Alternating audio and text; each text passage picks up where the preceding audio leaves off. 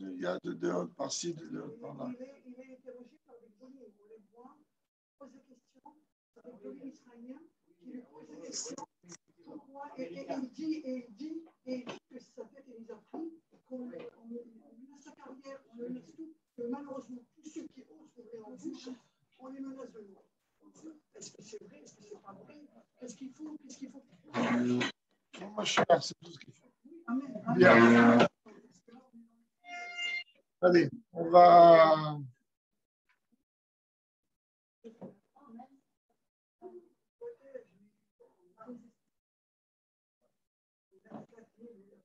Donc, on va reprendre avec l'aide de Dieu, avec le 12e chapitre, ou sauf comme sauf, après 11 chapitres. L'Admor Zaken va venir nous expliquer un petit peu quelle est la définition de ce qu'on appelle le Benoni, d'après la Chassidoute, comme on va, car comme on l'a déjà vu,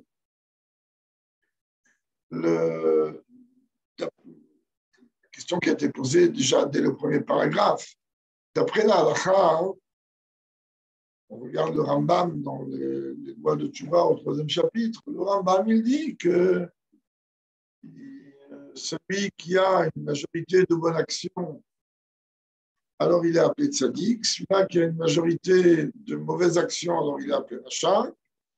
Et celui-là qui est en moitié-moitié, il est appelé Benoni. Mais comme la question avait été posée au début, c'est quelque chose qu'on ne peut pas réellement concevoir lorsque nous sommes en train de parler de la dimension profonde, c'est-à-dire de représenter réellement l'adjectif de Benoni et non pas le titre sur une fiche de paye. Après 11 chapitres, sauf on va arriver à essayer de comprendre qu'est-ce que c'est que ce Benoni. Donc, dans les chapitres précédents, Noazaken a expliqué que, dans le sens profond des choses, qu'un tzaddik, c'est quelqu'un dont le bien, l'âme divine, domine et gère totalement l'âme animale, qui ne laisse pas l'âme animale faire ce qu'elle veut. Jusqu'à, si ça dit que ce travail à un point plus élevé, jusqu'à même expulser l'âme animale. Le rachat, c'est un petit peu, voire beaucoup l'inverse.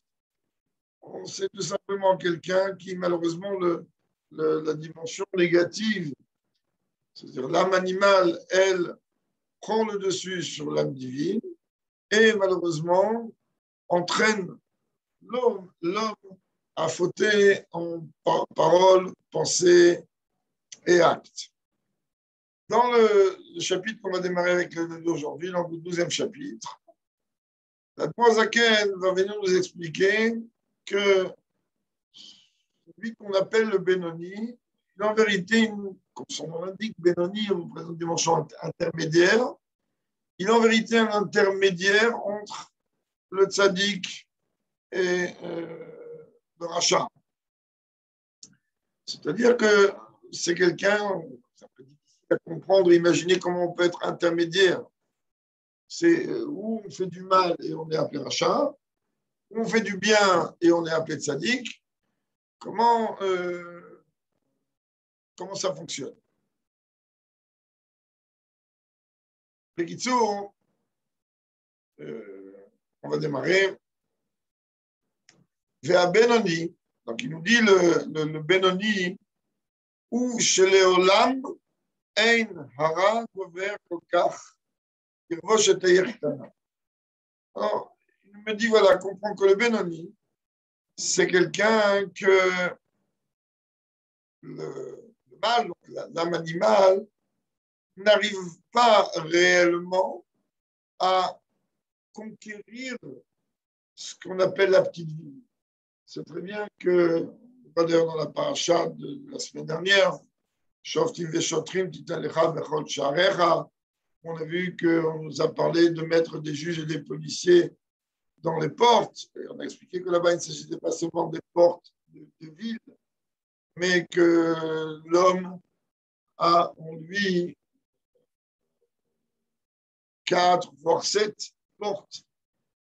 C'est-à-dire qu'il y a les yeux, les oreilles, la bouche, les narines, ce sont 4 portes, mais en vérité, concrètement, il y a 7 parce qu'il y a 2 oreilles, 2 yeux, 2 narines et une bouche. Alors là-bas, on nous demande de mettre donc des juges et des policiers, c'est-à-dire de ne pas laisser l'âme animale prendre le dessus, à nous laisser entendre n'importe quoi, voir n'importe quoi, dire n'importe quoi, et ressentir, se flairer, c'est on peut dire n'importe quoi. Là, donc le corps est comparé à une petite ville. En fait, mieux que ça, le corps est comparé à un monde. Et dans le monde, il y a la Yerushalayim. La Yerushalayim, il est dans le cœur, dans le côté droit du cœur. De façon concrète, ici, le Tanya nous dit, le Benoni, lui, il a une homme qui s'est travaillé à un point tel qu'il a réussi à avoir la capacité de faire en sorte à ce que l'âme animale, elle n'ait pas réellement le dessus sur l'âme divine. On va apprendre, on va découvrir au fur et à mesure maintenant, dans les 2-3 chapitres qui viennent à partir d'aujourd'hui, enfin à partir de ce chapitre-là, que la définition d'un Benoni n'est pas du tout ce qu'on a pu imaginer. Parce que nous, on reste encore, on parle de Benoni, ok, c'est bien, c'est quelqu'un qui, dès qu'on entend Benoni, alors on a l'impression qu'il y a des défaillances chez lui. Et là, la Zaken, il démarre par nous dire qu'on prend jamais le mal, il a une emprise chez le Benoni. C'est une phrase qui est très difficile à comprendre, parce qu'avec la suite des mots, on va se trouver un peu coincé, car il va nous dire, s'il faut, il est appelé Rachar, et si à partir du moment où il ne faut pas et qu'il s'élève le niveau, il est appelé Tzadik, alors on l'appelle Benoni. Le Benoni est une définition très compliquée dans le sens profond du terme. Et la Zaken, beaucoup plus loin, va même se poser la question, mais alors à quoi il sert cet homme dans le monde? Ah oui, un rachat, il se travaille et il se transforme, donc il évolue. Un tzaddik, il est carrément déconnecté de toute dimension matérielle et il va d'élévation en élévation. Mais un Benoni, il est toute la journée, comme on va le voir, 24 heures sur 24, 365 jours par an, en combat constant. Il est sur un ring et il ne laisse pas. À aucun moment, le Yitzhara prend le dessus. C'est un travail fou. Mais en vérité, on va comprendre un peu plus. On va laisser Zaken s'exprimer dans les mots. Qu'est-ce que c'est réellement cette définition? Donc, à la base, déjà, il nous dit, sache que jamais chez le Benoni, le Yitzhara, il prend le dessus. Et que la bêche, mais vous l'artio, c'est-à-dire qu'il va tout simplement, ça veut dire, s'habiller dans le corps et le faire flotter. Tout simplement, il ne laisse pas l'âme animale s'exprimer au point de le faire chuter. Et ça va beaucoup plus loin, parce que dit, ok, on ne faute pas. D'accord. On n'a pas besoin d'être un Benoni pour ne pas fauter. Merci mon Dieu. Même si on est très, très, très, très loin de ce niveau du Benoni, la majeure partie de notre temps, on ne faute pas. Il ne faut pas se sous-estimer non plus. Ok, on commet des erreurs, on commet peut-être même, Dieu préserve des fois des fautes. C'est pas constant. Alors, on n'arrive pas réellement à comprendre. Là, il va nous dire beaucoup plus loin. Et là, on va être obligé de travailler la tête. Il nous dit Haïno, ça veut dire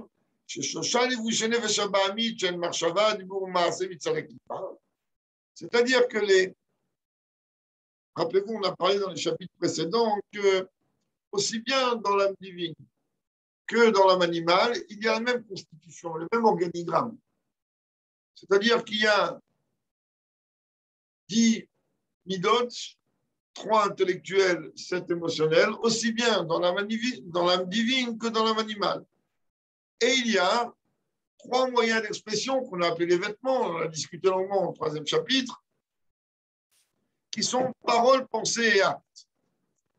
D'une façon concrète, la gloire à laquelle il y comprend, le Benoni, il ne laisse pas son âme animale penser négatif, parler négatif ou agir négatif. Et là, on a quand même un peu de mal. C'est un niveau gigantesque. Parce que, comme je viens de le dire, encore, ne pas agir en accomplissant, Dieu préserve les interdits de Dieu. Ok, la majeure partie des gens, ils font attention la majeure partie du temps. Parler, c'est déjà beaucoup plus difficile, mais on se travaille aussi. Penser, eh ben, il nous dit ici que le Benoni, ben, il ne laisse pas. Il met un blocage, Ein Govrimbo, à l'Evesha Elokit, Itlabesh Bekouv Gomor. Le Benoni, il ne laisse pas l'âme animale intervenir en lui. Ça ne veut pas dire qu'il n'y a pas de tentative, c'est ça qui est fou. Un tzaddik, même quand il est appelé tzaddik veralo, ben, lui, il a neutralisé totalement l'âme animale. Et l'âme animale, même si elle est encore là dans le cas du tzaddik veralo, elle n'a pas le droit à la parole. Elle ne parle pas. C'est exactement comme quelqu'un qu'on a endormi. Quelqu'un qu'on a tout simplement gâté, mais on l'a bâillonné, on ne le laisse pas parler. Dans le cas du tzaddik veralo. Mais chez le Benoni, pas du tout. Non seulement l'âme animale, elle est là, mais c'est un taureau qui encorne, c'est-à-dire elle est virulente. Oui, mais c'est un combat virulent. Pourquoi un combat virulent? Parce que vous venez de le dire, le Benoni représente, et encore on va le découvrir dans les premiers mots pour l'instant, représente un homme qui est d'un niveau extrêmement haut. Et étant donné que dans la Torah, les dimensions négatives sont proportionnelles aux dimensions positives, donc plus quelqu'un s'élève, et plus son Yetzer Hara s'élève.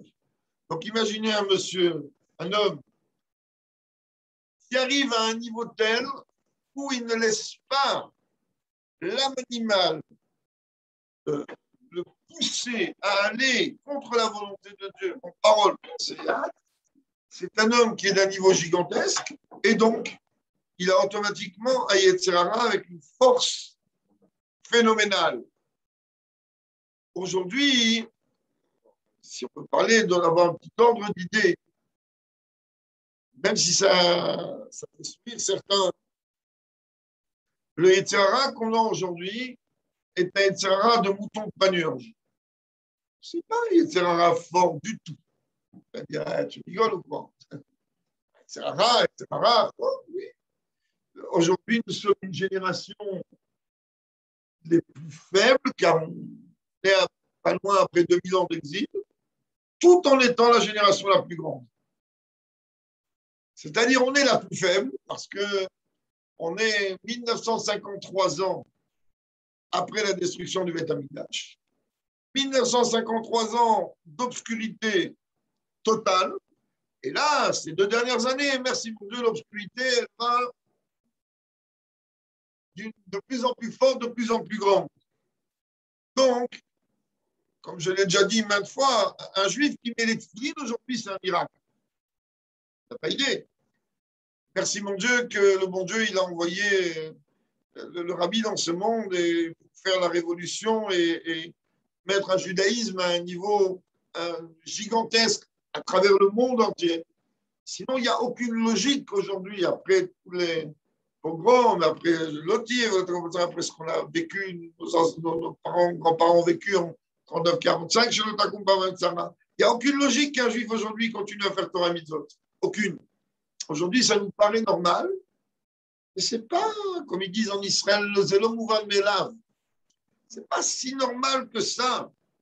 Donc, bon, Hachem, on est en même temps donc, une génération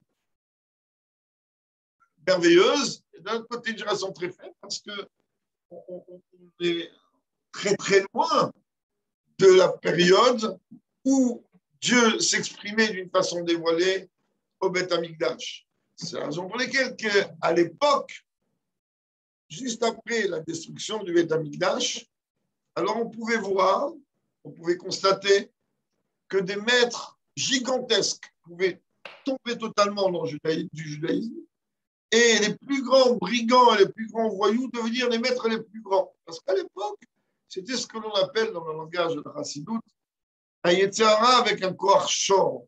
C'est un Yetzirah qui était en vérité en relation avec les dévoilements de Dieu, même après la destruction de Beth Amikdash, il restait encore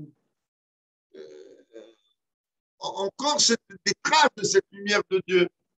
Aujourd'hui, on est 1953 ans, même au microscope, on ne les trouve pas, ces traces. Donc, aujourd'hui, le Yetzirah d'aujourd'hui, c'est un Yetzirah de mouton. C'est Bzoura Israël. C'est quoi le mouton? C'est-à-dire qu'il ne se fatigue même pas quand il veut nous faire tomber. Il est assis dans sa chaise, il boit un bon verre de coca devant la piscine, il vas-y, fait, et nous on l'exécute. C'est-à-dire qu'aujourd'hui, c'est une mode. Ah, la mode, elle est comme ça, je fais comme ça. Ah, mon copain, il est allé là, je vais avec lui. Ah, c'est pas, merci mon Dieu. Aujourd'hui, il n'y a pas de juifs qui vont contre la volonté de Dieu pour irriter la colère de Dieu. C'est les fréquentations, c'est ci, c'est ça. Donc, chez le Benoni, pour venir au Benoni, puis il met un barrage total. Il ne laisse pas à aucun membre de son corps géré par l'âme animale. Par exemple, il ne laisse pas la bouche parler des choses interdites. Vous vous rendez compte un peu ce que ça veut dire? Combien de fois, malheureusement, c'est peut-être une des choses les plus graves aujourd'hui sur lesquelles rares sont ceux qui ne tombent pas là-dedans. Il y a du lachonara, du motichara, surtout avec ces objets-là. Et moi, je suis dans le groupe de ci et dans le groupe de ça. Regarde ce qu'il a dit, regarde ce qu'elle a dit, regarde ce qu'il a fait, regarde ce qu'il n'a pas fait. Alors, lui, le Benoni, il ne laisse pas. Il n'y a pas de lachonara chez lui, il n'y a pas de motichara chez lui. Ça n'existe pas. Ça, c'est, je crois, l'une des choses les plus difficiles. Pareil, tous ces membres du corps chez le Benoni, ils sont totalement gérés, canalisés uniquement par l'âme divine. Alors quoi? Alors on appelle le tzaddik. Et on va s'apercevoir que non, plus tard, que non seulement qu'il n'est pas tzaddik, mais il n'a strictement rien à voir avec le niveau du tzaddik. C'est un personnage pour nous merveilleux, puisque à la base, la Troisième va nous dire que le Benoni est Zomidat Koladam. Chaque juif peut arriver à ça. Okay, je peux arriver à ça peut-être de très loin, mais vraiment très loin, peut-être à la Neila de Yom Kippour. Un de Rosh Hashiva, sur lequel le Rabbi a dit qu'il atteignait ce niveau-là, le Benoni, au moment de Yom Kippour. Rabbi Sannemanav al-Shalom. Mais c'était un homme qui priait Dieu toute la journée, qui servait Dieu toute la journée. Et lui, on a bien dit de lui que c'est uniquement le monde de Yom Kippour qu'il arrivait à approcher ce niveau. Alors, comment nous définir? Nous, on a une définition, mais c'est lourd, là, on va pas. Donc, lui, on va expliquer au fur et à mesure. Donc, lui, il ne laisse pas l'âme animale gérer de manière à ce que Dieu préserve il faut, sûrement impur.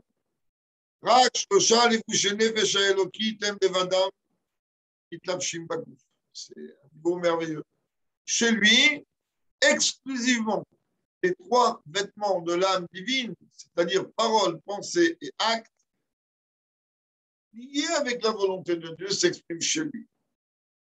Shehem, Marshava, du Gourmassé, Shetak, Mizot Torah. C'est-à-dire que chez lui, parole, pensée et acte ne sont exclusivement que et rien que la volonté de Dieu. Et là, il y a une phrase un peu compliquée à comprendre. Il nous dit Velo avar avera miyamav.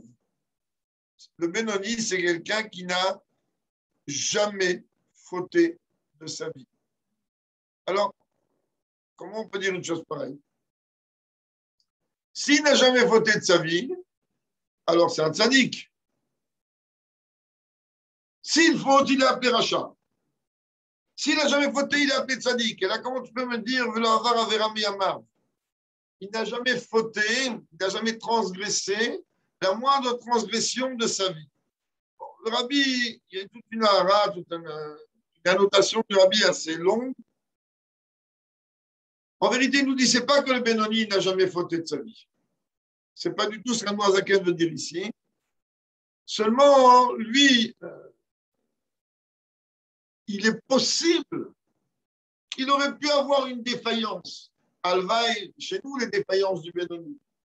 Mais, automatiquement, cette défaillance est prise en charge et il y a une tchouva profonde, sincère et réelle, immédiate, ce qui fait qu'à n'importe quel moment, le Benoni, à n'importe quel moment, n'importe quel moment présent, où on va faire son bilan, eh bien, le bilan est positif. C'est-à-dire qu'il aurait pu éventuellement, parce que on voit bien, le Yitzhara il va lui envoyer des mauvaises pensées. Okay. On va expliquer, on a déjà expliqué que les mauvaises pensées ne sont pénalisables pas quand on les reçoit, mais lorsque on les mijote, on les laisse mijoter dans la tête. C'est-à-dire que moi, je ne suis pas responsable si le facteur vient frapper à ma porte avec une lettre. Je ne suis pas responsable. Quand est-ce que je deviens responsable? C'est lorsque j'ouvre ma porte, je le fais rentrer, je le fais asseoir, je lui propose un café et je discute avec lui. Là, ça devient un problème. Alors, de la même manière, à tout moment, d'ailleurs, il va nous le dire un peu plus tard, il va nous dire celui qui va déranger, celui à qui ça perturbe le fait qu'il peut être attaqué, peu importe à quel moment, au moment de l'étude, au moment de la fila, au moment du travail, au moment peu importe quoi, il va faire des différences ici. Par des pensées que le Yetzirara peut lui envoyer. Celui qui est dérangé par ça, c'est un orgueilleux. C'est un orgueilleux. C'est normal que ça me dérange. On dit non, c'est pas le Zaken va nous dire, c'est pas normal que ça te dérange. Tu sais pourquoi? Parce que le seul qui n'est pas dérangé par ça, c'est le tzaddik. Donc, si ça te dérange, c'est que tu te prends pour un tzaddik, orgueilleux. À tout moment où tu n'es pas un tzaddik, comprends que tu as ici tu n'es pas seul, on l'a déjà dit maintes et maintes fois depuis le début des choses. Et qu'automatiquement que lui, il va tenter par tous les moyens de t'envoyer des idées dans la tête. Mais ces idées-là, il faut les repousser.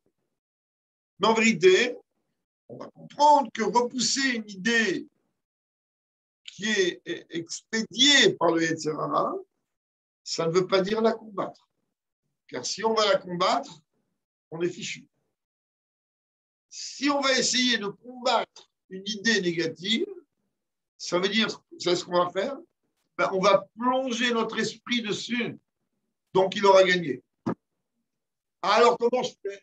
Eh ben, une idée négative, il faut la transformer par une idée positive. Parce que ici on a un outil qui n'arrête pas de penser. Alors, ok, lui il veut que je pense à ça, je vais penser à autre chose. Et à partir du moment où je vais réussir à penser à autre chose, eh ben, je ne peux pas être pénalisé ou pénalisable du fait que le Yetzirara est venu m'envoyer une idée dans la tête, puisque je l'ai rejeté tout de suite. Je l'ai rejeté en le transformant avec une idée positive. Je répète, pas en la combattant.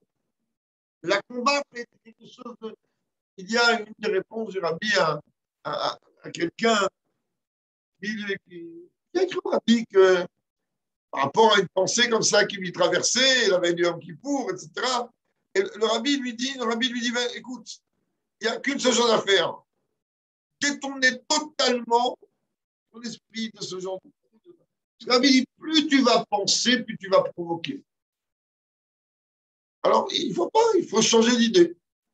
Et nous, on pense que non, il faut combattre. C'est là qu'on va maintenant. Il y a une histoire connue avec le Baal Shem Tov. Au début avant que le Baal Shem Tov puisse, le Baal Shem se dévoile, alors il y avait des gens qui étaient plus ou moins sceptiques, chassidisme. Et donc il a vécu ce qu'on appelle une bicorrèze. On est venu, certains sont venus voir qui c'est, comment, pourquoi. Et un jour, il y avait un grand maître, il a dit, celui-là, c'est pas possible, il faut que je le suive. Un peu ce qu'il en est. Et le Baal Shem Tov, je pense que chacun le sait. Et aujourd'hui, c'est un des grands minagim chez nos frères chassidim de Braslav, de s'isoler dans les forêts et de parler avec Dieu, de faire ce qu'ils appellent une bonne doute. Comme Baal Shem Tov faisait beaucoup ça. Donc voilà, un jour, ce maître-là le suit. Le Baal Shem Tov était en train de parler avec Dieu, tel que le Baal Shem Tov sait le faire. Et à un moment où il est en train de picoder avec Dieu, putain, on entend, se fait entendre une femme qui crie au secours. Un bruit de femme, une voix de femme, qui crie à Tselo. Le Baal Shem Tov, comme quelqu'un qui vient de se réveiller ailleurs, il essaye de voir d'où il vient ce bruit. Et effectivement, non loin de là, il y a une femme qui était en train de se noyer. Il y avait un cours d'eau. Quand elle se noyait, Baal Shem Tov, il a plongé, il a pris la femme, il l'a sauvée, il l'a sortie de l'eau. Rav qui était derrière, il dit, j'étais sûr qu'il y avait ici une grande défaillance. Bon, je tombe dans l'eau, avec une femme, tu la prends dans les bras, tu la sors de l'eau. Et le Baal Shem Tov, maintenant, il a posé la femme sur le pied ferme, ça va, vous allez bien, ciao, au revoir, next. L'autre derrière, il dit, d'accord, mais je vais pas lui dire, je vais pas lui dire. Une heure après, il craque, il va le voir, il dit, écoute-moi bien, Hassidout, ça ne veut rien dire du tout. En plus, je t'ai vu, tu as commis une avéra grandiose. Hachem Tov, il dit, j'ai commis une avéra, tu m'as vu, j'ai commis une avéra grandiose. Il a dit, oui, tu as plongé dans l'eau et tu as pris une femme dans les bras. Dans les bras. Tu as pris une femme d'une noyade. Il dit, la Torah, elle ne permet pas de laisser une personne mourir parce que c'est une femme. Dans quel temps on avait une chose pareille?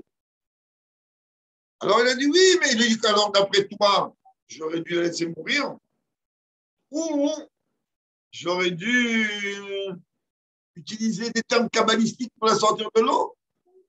Alors je sais, moi comme toi et toi comme moi. Donc comme vous dites, dans un cas de Bikoar Nefesh, il n'y a aucun calcul à faire. Celui qui fait des calculs, il est appelé un meurtrier. Il y a zéro calcul. Et là, le Baal Shem Tov, il lui dit, combien de temps ça m'a pris de sortir la femme de l'eau? 2 minutes. Il a dit, toi, ça fait combien de temps que tu penses à cette femme dans ta tête que tu me pouvoir gérer? Il a dit, 1 heure et demie. Il a dit, regarde, moi, ça m'a pris 2 minutes. Et je n'ai même pas fait attention, femme, pas femme, qu'est-ce que c'est pas? J'ai sauvé une âme juive qui est en train de se noyer. Hein? Ça fait 1 heure et demie, tu as rien de mijoter. Oui, mais comment il a attrapé? Comment il n'a pas attrapé? Comment il a... Combattre. Il faut faire un switch. Dès que le terrain, il envoie quelque chose dans la tête. Il faut faire un switch. Alors il nous dit, le Benoni, lui, il n'a jamais fauté, il ne fautera jamais. Mais alors quoi? Alors il est quoi? Encore plus loin, encore des mots encore plus durs, dur à comprendre. Le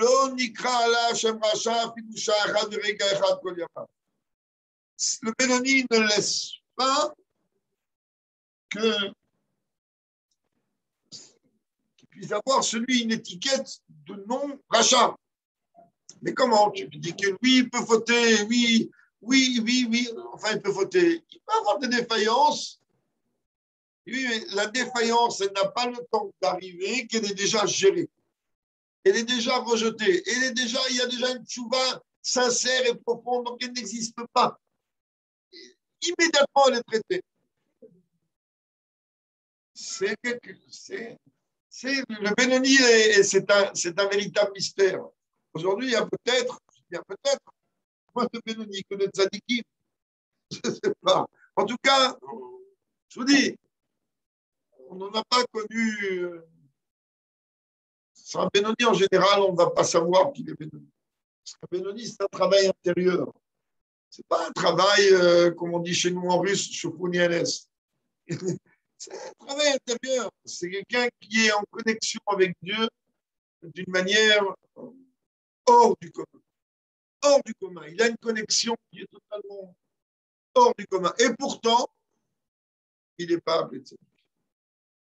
Il n'est pas appelé tzaddik. On va le comprendre.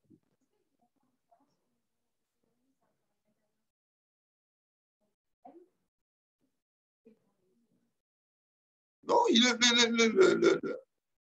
on pourrait dire ça, mais le tzaddik, lui, c'est un niveau, on va le comprendre, qui n'a strictement rien à voir avec celui du Benoni.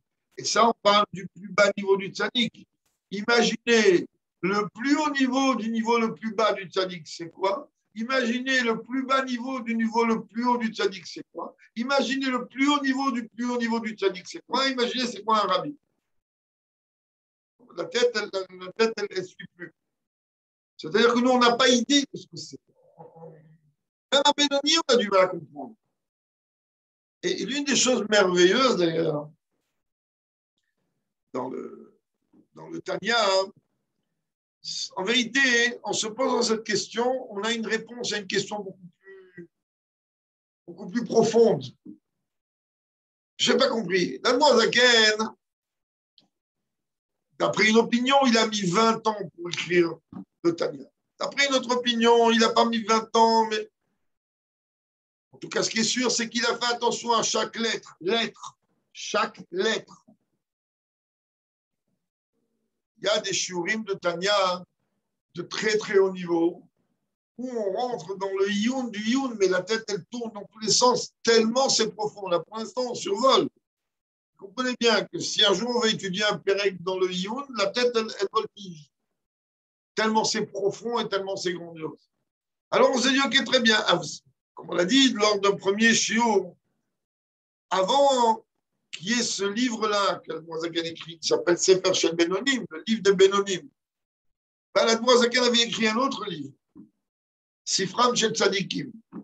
Et ce livre-là, il a été brûlé. Il y a eu un incendie, il a été brûlé. Il a compris que Dieu ne voulait pas du tout que ce livre-là aille dedans.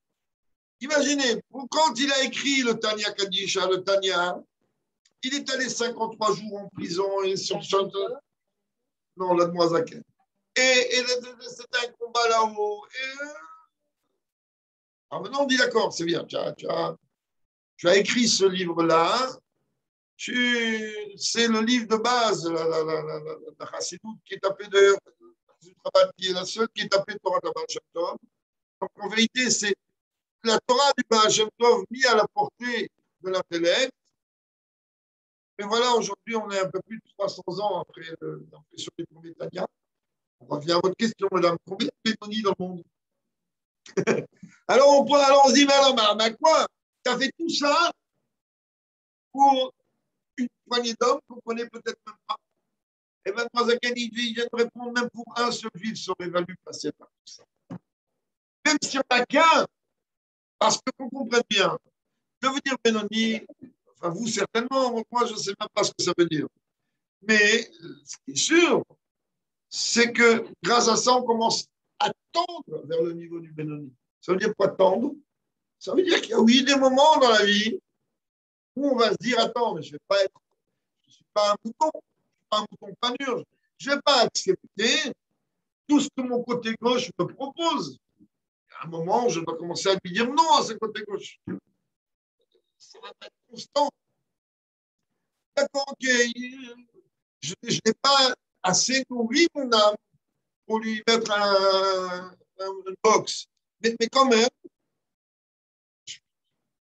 j'arrive à un moment où j'ai commencé à me travailler. Et le Tanya, il m'apprend comment me travailler. Alors, ok, petit à petit, petit à petit, petit à petit, petit à petit. Donc, ce Benoni-là, la question qu'on a d'une façon immédiate, pourquoi on l'appelle Benoni? C'est-à-dire que même si un jour il pourrait avoir une défaillance quelconque, automatiquement elle est gérée, traitée, nettoyée, elle a disparu. Elle n'existe pas. Donc, appelle notre tzaddik. Ah, cependant, Alors, le Zaken, il dit, ben, tu sais pourquoi je ne l'appelle pas tzaddik? Parce que chez cet homme, l'essence de l'âme divine, avec ses 10 forces, elles ne sont pas seules à gouverner cette petite ville, c'est-à-dire ce corps. Le tzaddik, il n'y a rien d'autre à part son âme divine qui gère le corps. Il n'y a rien. Et je répète, nous, on ne sait même pas ce que ça veut dire. C'est pas, on n'arrive pas à comprendre ce que ça veut dire. On n'arrive pas à comprendre comment on peut ne pas avoir de mauvaises pensées, comment on peut jamais glisser une parole, comment on est négative, comment on peut jamais commettre un acte qui est interdit. On n'arrive pas à comprendre. Alors, il dit, la chose étant donné que chez le Benoni, ils sont là toujours les deux, l'âme animale est là. Donc, on ne peut pas l'appeler tzaddik.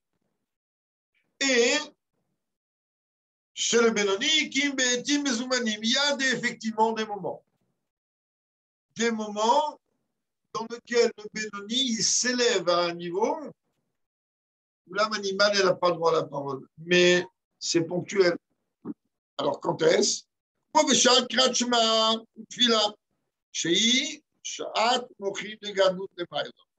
Alors, il dit, ben, c'est pas compliqué. Le Benoni, quand il prie, on verra même quand il étudie, il fusionne tellement avec Dieu que le côté gauche, il n'a pas droit à la parole. Ça veut dire, dans le cœur, il y a 2 ventricules. Il y a le côté droit, c'est l'âme divine. Il y a le côté gauche, c'est l'âme animale. Alors, chez le Benoni, il y a un combat constant, mais l'âme divine, elle prend le dessus. Très bien. Mais au moment de la tchila, du schéma ou de l'étude, c'est pas qu'elle prend le dessus. Elle bloque, elle ne laisse pas le côté gauche s'exprimer. Mais ça n'arrive pas 24 heures sur 24, sauf s'il va prier 24 heures sur 24. Il y a des moments, au moment où il fait schéma Israël, au moment où il étudie, au moment où il prie. Alors, son âme, elle fusionne totalement avec Dieu. C'est merveilleux, mais après, ça ne veut pas dire qu'il faute, on a vu qu'il ne faute pas. Mais après, l'âme animale, c'est comme quelqu'un, on l'a enfermé dans une porte, il s'énerve, ouvre la porte, ouvre la porte, ouvre la porte. Imaginez qu'on ouvre la porte, dans quel état de nerf il est. Donc, c'est pareil, l'âme animale, je l'avais dit, pendant la tila et pendant l'étude de la Torah. Alors, il est enfermé, il est bâillonné. Alors, il tâte pour sortir. Une fois qu'il a fini la tila et la porte s'ouvre, il revient à la charge. Alors, il dit, c'est pareil. Parce qu'il faut savoir que au moment d'une tchila, au moment où j'ai pris aussi bien dans les mondes supérieurs qu'ici-bas, Shat Akosher Bechol Adam. La voix à laquelle il lui dit, tout homme, au moment où il prie, au moment où il étudie, alors c'est un moment dans lequel l'attachement avec Dieu, il est en vérité merveilleux. Tout homme, sans aucune distinction. Sanekuda, elle est qu'il y a des moments où on ressent un peu ça. Il y a des moments où on ne ressent rien. Et d'où ça vient, ça, qu'on ne ressent pas?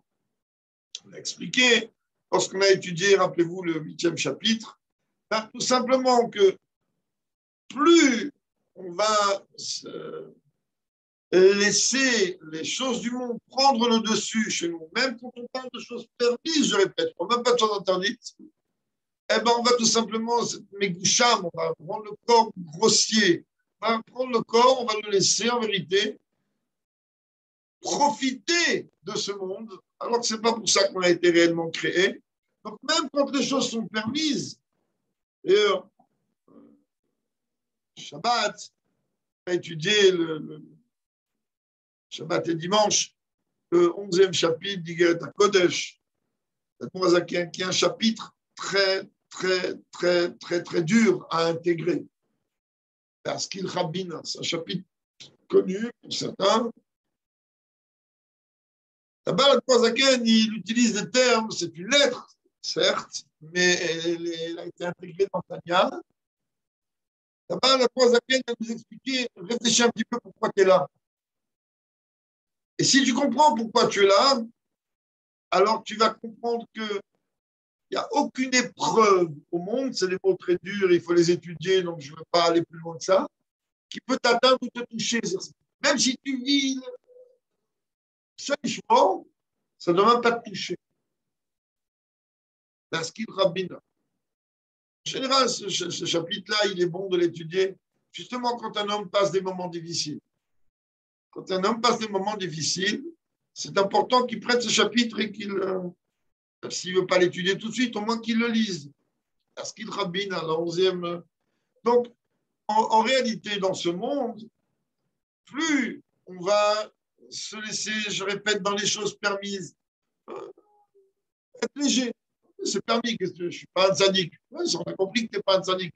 Seulement, ce que tu ne comprends pas, c'est que, comme on l'a expliqué dans l'étude du chapitre, le 8e chapitre, ben, plus tu vas t'attacher à la matérialité de ce monde, même lorsqu'elle est permise, et plus ben, tu vas tout simplement obstruer la partie droite de ton cœur lorsque ton cœur voudra palpiter pour ce qu'il a été créé pour palpiter, puisque Dieu nous a donné l'ordre. On a déjà débattu longuement de ça dans le schéma. Fais à Hafta et tu aimeras. On donne à t'aimer. Si je t'aime pas, forcer quelqu'un à aimer. Et pourtant, Dieu nous dit Fais à Hafta et tu aimeras l'éternel ton Dieu. C'est quoi cet ordre? En réalité, ce n'est pas seulement un ordre, c'est une étude de corps. Dieu il dit Tu aimeras. Alors toi, tu vas lui dire Mais je t'aime pas. Je t'aime pas, j'ai rien contre toi, mais comment tu veux que je t'aime? Pour aimer, eh ben, il dit oui, pour aimer, il faut me connaître. Eh ben, apprends à me connaître. Apprends à me connaître et tu vas m'aimer. Et donc, le juif, en vérité, plus il va s'attacher, donner une priorité à la matérialité, ben, plus il va empêcher tout simplement son cœur de palpiter pour les choses pour lesquelles il a été créé dans ce monde, c'est-à-dire Torah et Mitzvot. Le Benoni, lui, eh ben, lui, il utilise réellement ces moments. Normalement, lorsqu'on étudie la Torah, et encore plus, on étudie des choses aussi profondes, on devrait être en extase. On n'est pas en extase. Ça veut dire quoi? Ça veut dire que l'intérieur, on n'est pas en train d'apprécier à la juste valeur qu'est-ce que représente l'étude de la Torah ou l'étude de la Chassidut ou l'étude du Tanya. Si on savait à quel point cette étude-là, même ne serait-ce qu'une minute, si on savait à quel point l'étude du Tanya, elle est positive et elle apporte à notre âme, on étudierait le Tanya jour et nuit. Jour et nuit. On a demandé qu'on fasse pas le Tanya du jour avant la Tila, quand c'est possible, qu'on étudie un chapitre de Tanya en plus avant la Tila. Est-ce que je vais étudier un chapitre de Tanya le matin? Je suis pressé, vite. Laisse ton âme, nourris ton âme. Après, tu vas petit à petit comprendre que oui, au moins de temps en temps, et pas seulement le jour de Yom Kippour, de Rosh Hashanah, où tu as peur de ce qui va être inscrit dans ton livre, que tu vas commencer à d'autres moments dans la vie. Oui, tu vas pouvoir ressentir que tu t'adresses à Dieu, que tu n'es pas en train de la lecture perroquet. Malheureusement, aujourd'hui, on prie par habitude, par automatisme. On étudie par habitude, par automatisme. Alors, il se répond de temps en temps, c'est ça que le Tania va nous rappeler. De temps en temps, sors un peu de ton automatisme. De temps en temps, essaye de prendre conscience quand tu pries que tu as mis à t'emmène face à qui tu te tiens. Ok, de temps en temps. Ah, on ne va pas arriver au niveau des grands sadikim. Moi, je ne veux pas arriver au niveau des grands sadikim. Je ne suis pas un grand sadique à ce niveau-là. Moi, je voudrais juste arriver au niveau de comprendre, c'est-à-dire de comprendre d'abord, de ressentir après. Je me tiens devant Dieu. Même si ce n'est qu'en partie, parce que comprendre réellement, je n'arriverai jamais. Mais au moins, ne serait-ce qu'en partie. Et je ne peux pas venir dire que je ne sais pas ce que c'est, Parce que vous dire ça, je suis un menteur. La preuve est, si je suis en train de conduire et qu'un policier m'arrête, j'ai tremblé. Si j'ai conduit dans la rue et je vois quelqu'un que je n'ai pas vu depuis 10 ans, 15 ans, 20 ans et que j'aime, mon cœur, il va palpiter. Donc, je sais palpiter d'amour et de crainte. Oui, je sais. Donc, je ne dire que je ne sais pas. Je sais. Alors, pourquoi je ne palpite pas quand je m'adresse à Dieu? Parce que je n'ai pas conscience que je m'adresse à Dieu. Le Benoni, lui, non seulement il a conscience, mais il arrive pendant ce moment de Tfila ou de Kriyat Shema ou de Torah à étouffer, à totalement l'âme animale. Donc, il est au top. Au top. Le temps qu'il prie, le temps qu'il étudie. Après, ça commence le vrai forming. Après, il se déchaîne. Bien qu'il n'arrive pas réellement à le faire tomber, mais le Benoni, le pauvre de son côté, après, c'est un combat épuisant, épuisant. Parce que le Yetzirah, il n'arrête jamais. En règle générale, oui. Un tzaddik, Moazaken va venir nous dire que ce n'est pas réellement donné. Quand il dit ce n'est pas réellement, ça veut dire qu'il peut y avoir des exceptions. En règle générale, ce n'est pas réellement donné à l'humain de pouvoir totalement condamner son Yetzirah. Ça que la Moazaken nous dit que Benoni Zomidat Koladam, l'homme, il dit quoi? Adam la Malula, un homme, il a été créé pour le labeur. On n'est pas que le Méditerranée ici. On est dans un monde dans lequel on est venu, c'est ce que Moazaken explique dans ce fameux 11e chapitre d'Igret Kodesh. On est dans un monde dans lequel on est là pour travailler. On n'est pas là pour passer les vacances. Pardon. Mais le travail du tzaddik, il a strictement rien à voir avec le mien. Moi, je me bats tous les jours. Je me bats tous les jours avec mon côté gauche pour qu'il arrête de me pourrir ma vie. Moi, je me bats. Et malheureusement, je ne réussis pas toujours à gagner. Donc, moi, hein, ma concentration, elle est dans quoi? D'éviter de fauter en pensée, parole et acte. Je vais mettre toutes mes forces pour essayer d'éviter. Le tzaddik, lui, à lui, c'est peut-être un travail plus dur, j'en sais rien, je ne le connais pas. Je ne le connais pas. En théorie, je le connais, mais je ne le vis pas. Le tzaddik, lui, lorsque finit une journée, se passe une journée, et qu'il fait le bilan au moment de Krachva à la mitad de la journée, et qu'il va voir que Dieu, il lui a demandé d'exploiter 100% de ses capacités dans cette journée-là précise, par rapport à l'heure, à la date, le jour, dans tous les trucs de Kabbalah, et qui s'aperçoit qu'il a exploité que 99,9999%, eh ben, il va pleurer d'amertume encore pire que si moi, j'aurais fait l'avéra la plus grave du préserve du monde. Il n'a fait aucune avéra. L'avéra, c'est une perte. Chez le tzaddik, c'est un manque à gagner. Il n'a rien fait. Il aurait pu avoir plus, il n'a pas eu. Eh bien, pour lui, c'est... Wow. Et pour conclure, parce que je n'ai pas vu l'heure, il y a un jour un juif qui est venu dire au rabbi qu'il n'arrive pas à comprendre. C'est possible que le rabbi il pleure à Yom Kippour, il tape sur son cœur. Il dit le rabbi, c'est un tzaddik, c'est un rabbi, donc il est encore même plus haut qu'un tzaddik. On ne va pas maintenant rentrer dans les détails et dans les étiquettes. Je peux vous garantir, et je peux vous l'expliquer, c'est beaucoup plus haut que le plus haut niveau du tzaddik. Alors, qu'est-ce que tu fais comme ça, Hacham, ou Bagat, ou Gazan? Ah, je peux dire Hacham, ou Bagat, et puis je vais taper fort, mais ça vaut. Mais un rabbi. Un rabbi, c'est déjà un Benoni. Un Benoni, un simple Benoni. Il ne faut pas ni en parole, ni en pensée, ni en acte.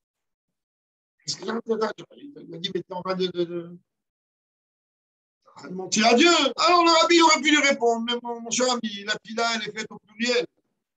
Ça veut dire que lorsque l'on prie au nom de tout le peuple juif, Beshem Kol Israël, ok, au nom de tout le peuple juif. Mais là, c'est pas ce que le rabbi a répondu. La réponse que le rabbi lui a donnée, c'est une réponse gigantesque. Rabbi a dit le fait même qu'on pourrait penser, imaginer qu'on n'a pas fauté, ça mérite toutes les larmes et toutes les filottes et toutes les demandes de pardon qu'on doit faire à Dieu. Penser que l'on pourrait imaginer que l'on n'a pas fauté. Vous comprenez un peu? Vous voulez pas que nous comprenions ça? On n'est pas là. Nous, on prend un marteau-piqueur. Donc, ça n'a rien à voir. Mais ceci dit, au Hachem, le travail de chacun d'entre nous est un travail quand même important. On continuera avec l'aide de Dieu au prochain chiffre.